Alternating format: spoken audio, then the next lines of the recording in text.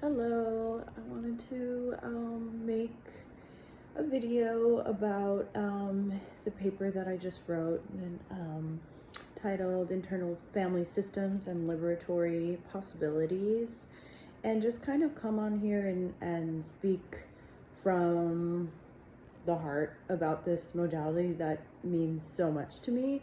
Um, yeah, so internal family systems is a model that, in its most basic form, just views every person as kind of made up of all of these different parts.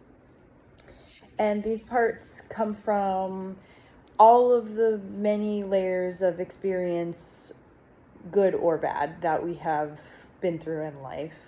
And so there's the element of the parts, and then there's also the element of the self. The capital S self is more like the true essence of a person. So it's not a part. It's like it's the essence of a person that is there before there was trauma, before there were really difficult things that happened in life. Um, and basically, internal family systems, who was founded, it was founded by Richard or Dick Schwartz, and um, it sees every person as having this self, and often though the challenging parts kind of obscure the self. So a person who is in mental health crisis, who is really going through it, often is just having a really hard time accessing that core self. And so the first kind of element in internal family systems work is to just name the various parts that comprise a person. And so when I'm working with clients, we just kind of get to know together their various parts, and I stay curious, and I encourage my clients to stay curious. Of course, before this, I do psychoeducation about IFS, but it really just, the work begins when you can start to name and notice the various parts. And I have used internal family systems myself so much in my own therapeutic work, and I can attest to the power of just like not defining yourself by your worst moments. So instead, for example, of saying something like, "Oh, I'm just a depressed mess," you're going to say like, "Oh, there's a depressed part of me right now that's really loud." So that's kind of like in its most basic form, and a lot of these concepts come from like Buddhist concepts of self. And I think it's really important to name these lineages that are often from like Eastern and indigenous thought and practice that have often been around for thousands of years. So that's kind of the theory in its most basic form.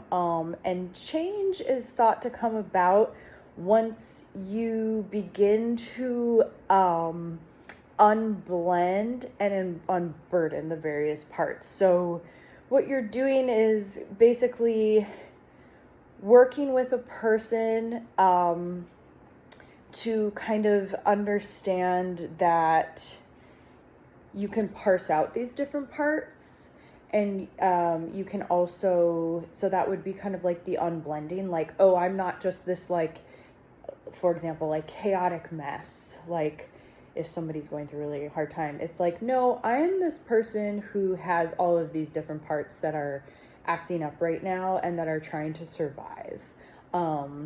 And so yeah, the healing comes through the unblending, and the healing also comes through the unburdening. And the unburdening is like when you get to know a part, and sometimes it takes a lot of work because there's a lot of protective parts that also can pop up that try to keep you from harm. So there could be a protective fear part that's like, oh my gosh, if anyone gets to know, including myself, anyone gets to know this part, like everyone will know, or I will understand how horrible of a person I am. So there's all these different like protective mechanisms that can pop up. So it can be a very long process. And so I'm I'm kind of streamlining this whole thing, obviously, just to make it digestible.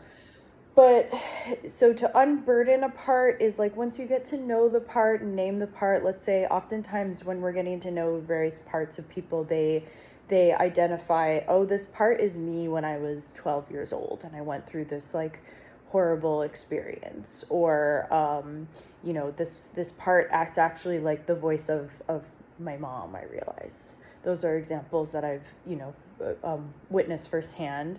And so in getting to know these parts, you just you literally facilitate conversation with the client and their part. So you're asking them, okay, oftentimes, so the client is going to kind of like drop in, we'll do some grounding, they'll close their eyes, and then the conversation will unfold of like, yeah, how old is this part? What does this part need from you? What is this part, what was this part not getting at that time?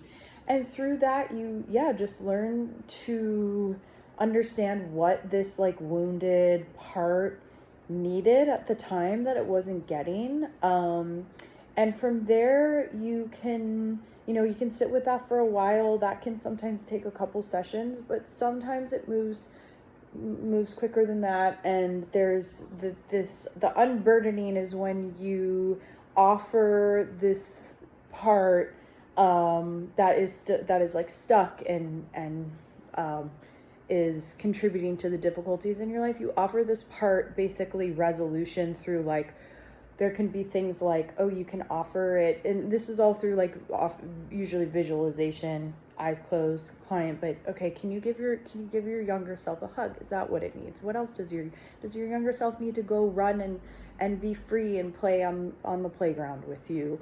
And then there's a ritual aspect of it too, where you actually offer up to you share with the client that they are able to use one of the elements of nature, so fire, earth, air, water, to do basically like a ritual to release the thing the challenging thing that you're working on, the challenging part. So for example, if it's the anxious part, I've had clients say, yeah, I want to use actually water, and I want to cleanse myself, rid myself of this anxiety. And then you kind of lead them through what they want, how they want to use the water. So one of my clients is laying in a river, all visualization, but watching the water kind of trickle over them. Or some are using their earth. It's like using rocks and building something. Some people like to envision a fire.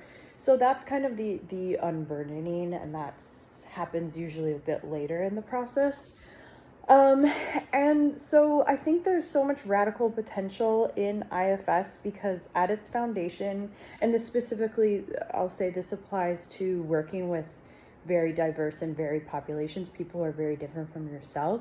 The basic concept behind IFS is that there are no bad parts. There can be parts that are harmful to you and to others, but the intent is always to keep you safe, even if that gets extremely twisted. So I think it has so much potential in supporting people who are different than yourself, because it's very non-pathologizing, and it accepts that people make choices based often on like survival and coping and trauma. So it's a really great way to get to know people who are very different than yourself, by just sitting with them and listening to them about their experiences, by hearing, like, okay, where does that painful thing come from? I think that it's works really well in alignment with just the belief that that hard things come from hard experience often. Even people who are enacting, violence and extreme coping mechanisms such as like severe addiction, it's usually not just as simple as that person is a bad person. It's most often, that person has been through trauma. There's intergenerational cycles that are repeating itself. So I think just in general, when you're working with, for example, like for me as a white practitioner, I think it's really important for me to think about my position of power and privilege when I'm working with clients of color, for example, and just understanding that the experiences that people have been through that cause pain and the cycles of intergenerational trauma and pain that are often spawned from systemic oppression.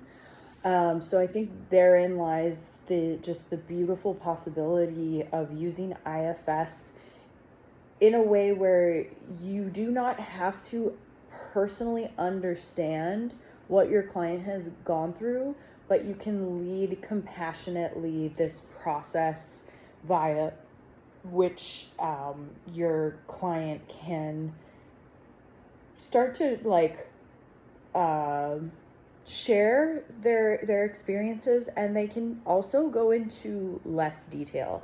You don't need to sit and hear every single detail of their trauma, for example. And I think that also is really helpful when you're building trust with clients, because you don't need them to name every single thing. You can literally have them sit there and they're like, oh, this really hard thing that happened to me, that's where this part comes from. Okay, share with me what you're comfortable with, and I want you to just like sit with that part. And it's self-selective, so the client can choose to be as detailed with sharing what they've been through, or maybe they're not comfortable yet like naming these things. So yeah, internal family systems parts work, I'm such a big fan. It has really helped my clients so much, and I just am excited to continue learning and practicing this model that I think has beautiful liberatory promise.